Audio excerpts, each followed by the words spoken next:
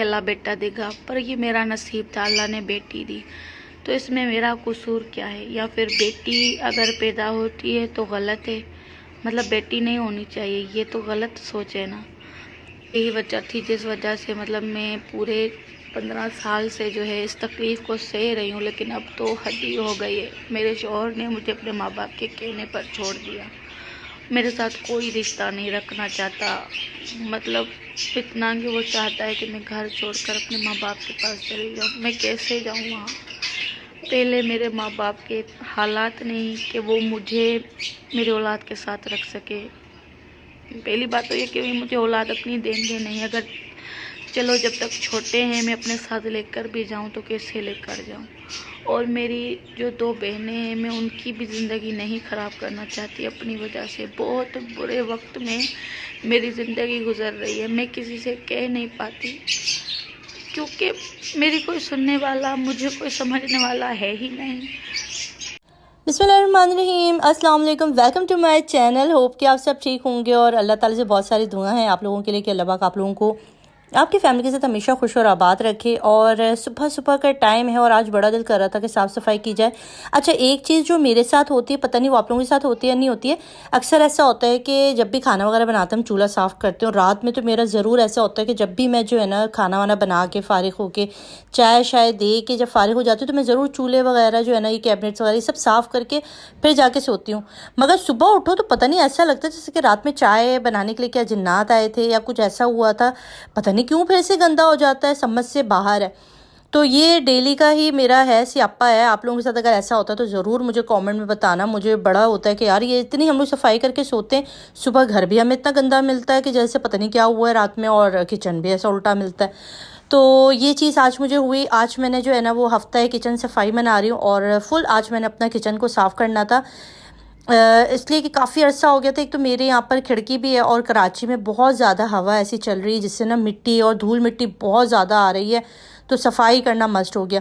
अच्छा, यहाँ मैं क्या करती हूँ, तार होती है, पता नहीं आप लोग क्या कहते हो उसको, झालर कहते हो, झांझना कहते हो, जो भी चीज़ होती है ना तार जैसी होती है, तो उसको मारने से जो है ना बड़ा अच्छा हो जाता है। अच्छा, यहाँ पे सुबह के नाश्ते के बर्तन धुल रहे हैं। नाश्ता वही रेगुलर नाश्ता था। ये मैं ईरानी स्टोर से लेकर आई थी, जैसे विम के मिलते हैं ना लिक्विड डिश वॉशर, ऐसा मैंने ये ईरानी लिया था। आप यकीन करो ये एक बूंद डलती है ना इतना झाग बनाता है और चिकनाई को काटता है। आप सर्दियों में विदाउट गर्म पानी के बर्तन धो सकते हो इससे, ये मैं आपको कह रही हूँ, इतना ज़्यादा। और ये क्वांटिटी में भी जो है ना प्राइस में 220 रुपये का आई थिंक, और क्वांटिटी में ये डबल है जो हम लेते हैं ना विम वगैरह का या और जो दूसरे ब्रांड है। बहुत ही ज़्यादा इसकी सफाई अच्छी, खुशबू इस लेमन की सच में बहुत अच्छा है। तो ईरानी स्टोर से ये मिल रहा है, और मेरे ख्याल में जेडीसी की तरफ जो ऑफिस है चोली में, वहाँ पर ही ऑनलाइन भी मिल रहा है। ठीक है। अच्छा जी, और इसके साथ आज मैं कैबिनेट्स भी साफ़ करी क्योंकि आज जो किचन सफाई हो रही है तो जाहिर सी बात है कैबिनेट भी सारे साफ़ करने, और सारे कैबिनेट निकालूंगी, इनको सफाई करके तरतीब से अखबार बिछाती हूँ। आप लोग बताओ आप लोग क्या करते हो? मैं कैबिनेट में अखबार बिछाती हूँ। अच्छा, कॉकरोच वगैरह बिल्कुल भी नहीं है मेरे, बीच में हो गए थे। तो मैंने, बीच का मतलब है कि ये कोई 1.5 साल पुरानी बात बता रही हूँ। 1.5 साल पहले मेरे बिल्कुल बारीक वाले कॉकरोच आ गए थे। अक्सर लोगों को ऐसा होता है कि किचन में कॉकरोचेस आ जाते हैं, तो उसके लिए तो हमेशा जो है ना एक तो अखबार बिछाओ, और अखबार जो है ना वो हर हफ्ते 2 हफ्ते में उसको चेंज करो। और उसके जो एक बड़ी रीज़न है, मेरे पेरेंट्स के घर भी बहुत ज़्यादा आते हैं कॉकरोच, तो मैं उनको भी यही कहती हूँ कि अम्मा आप ऐसे किया करो ना कि गीले बर्तन जो भी जो है ना वो गीले बर्तन रखते हैं ना, एक तो उधर कॉकरोच बहुत आते हैं जहाँ गीली जगह होती है, दूसरा ये होता है इनके लिए एक इंजेक्शन मिलता है, उससे भी जो है ना वो साफ मर जाते हैं सारे के कॉकरोच। उसके लिए आप जाके अगर कहोगे कहीं से भी, जो पाकिस्तान में रहते हैं, बाकी इंडिया और इधर उधर का तो मुझे नहीं पता, कॉकरोच किलर के एक छोटा सा इंजेक्शन आता है, वो हमने लगाए थे 1.5 साल पहले, मेरे भी हो गए थे। तो उसके बाद और अब वो दिन है और आज का दिन है, बिल्कुल भी एक कॉकरोच भी मेरे किचन में नहीं है अल्हम्दुलिल्लाह। और सफाई ज़ाहिर है, किचन की घर की सफाई आपको मस्ट करते रहना होता है। अच्छा, साफ़ सफाई से फारिग हो गए थे, अभी झाड़ू नहीं लगाई थी, सिर्फ डस्टिंग वगैरह की थी और चीज़ें वीज़ें समेट रही थी, बच्चों को पढ़ाना था।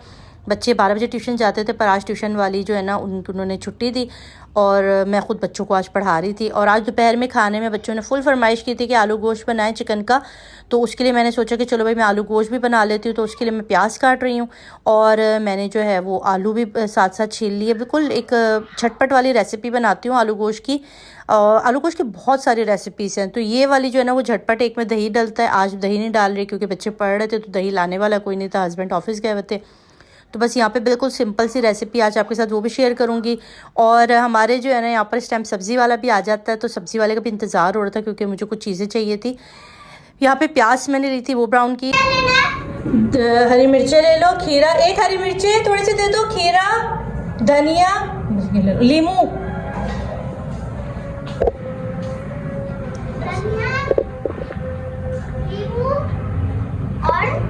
धनिया, लीमू, खीरा, हरी मिर्ची और लीमू, धनिया, हरी मिर्चें, खीरा।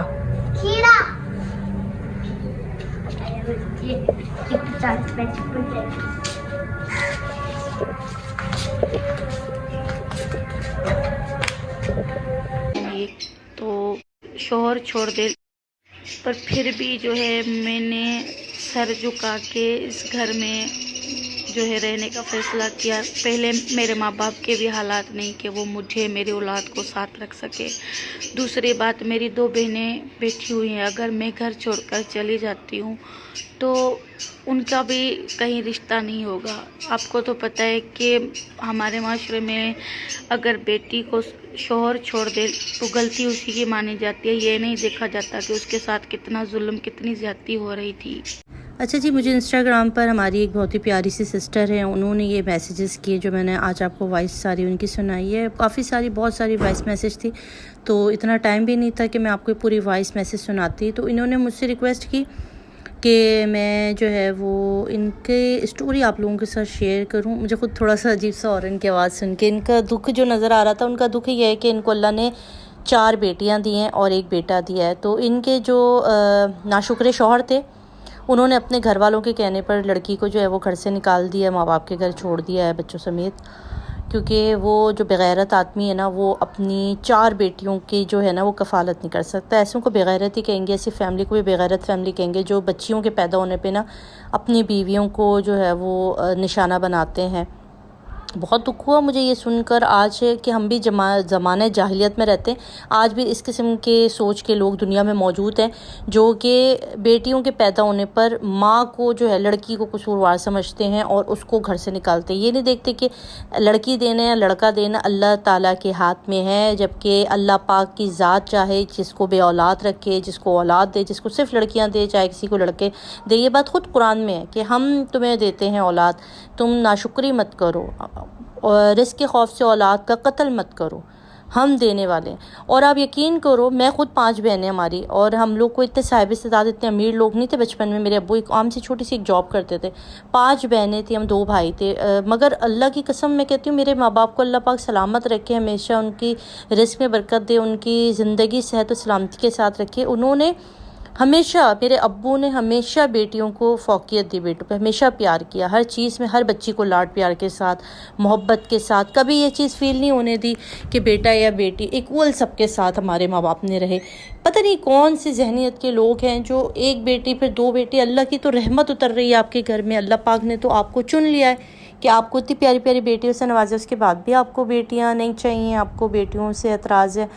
पता नहीं यार, अल्लाह पाक रहम करें हम लोगों के ऊपर, किस किस्म की सोच है, किस किस्म के लोग हैं। और जो कर्ब इनकी आवाज़ में सुनाई देता है और जो कुछ मैंने इनकी आवाज़ से अंदाज़ा लगाया कितनी दुखी थी ये, क्योंकि इनको पता है कि इनके माँ बाप के यहाँ पहली 2 बहनें मौजूद हैं जो कि उनका ख़र्चा, फिर ये ख़ुद, फिर इनकी औलाद का ख़र्चा।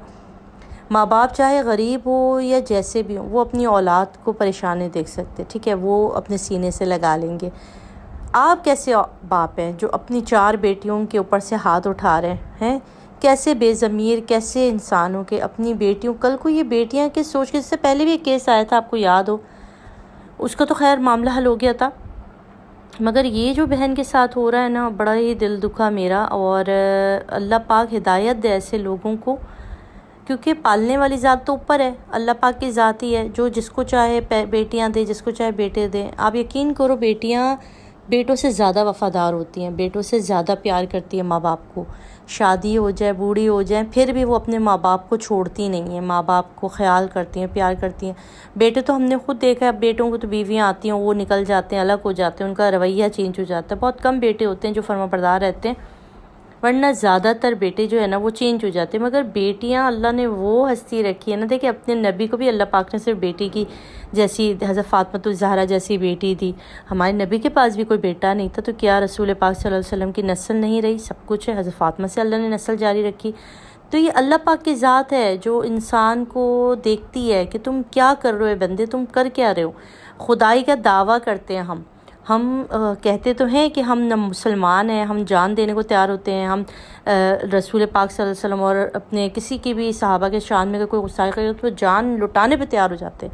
मगर जब बात आती है कि दीन पे सही तरीके से अमल किया जाए, जब दीन को सही तरीके से समझा जाए, वहाँ हम सिर्फ बेटी पैदा होने पर, कदीम ज़माना जाहिलियत जहाँ बच्चियों को ज़िंदा ज़मीन में गाड़ दिया जाता था, वही ज़माना आज भी है कि हर चीज़ का इल्ज़ाम माँ को दिया जाता है, लड़की को दिया जाता है। इंतहाई अफसोस के साथ अल्लाह पाक इस बहन की मदद फरमाए, अल्लाह पाक इसके शौहर के दिल में जो है वो रहम डाले, उसके ससुराल वालों के दिल में, उस सास के दिल में जो खुद एक औरत है, रहम डाले और सोचें कि हमने ज़िंदगी भर इस दुनिया में नहीं रहना है।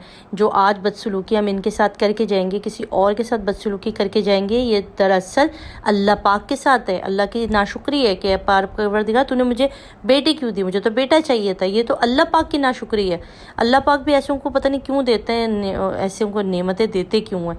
और जो बे औलाद है, जो तरस रहे, उनसे पूछें, वो एक औलाद के लिए तरसती है।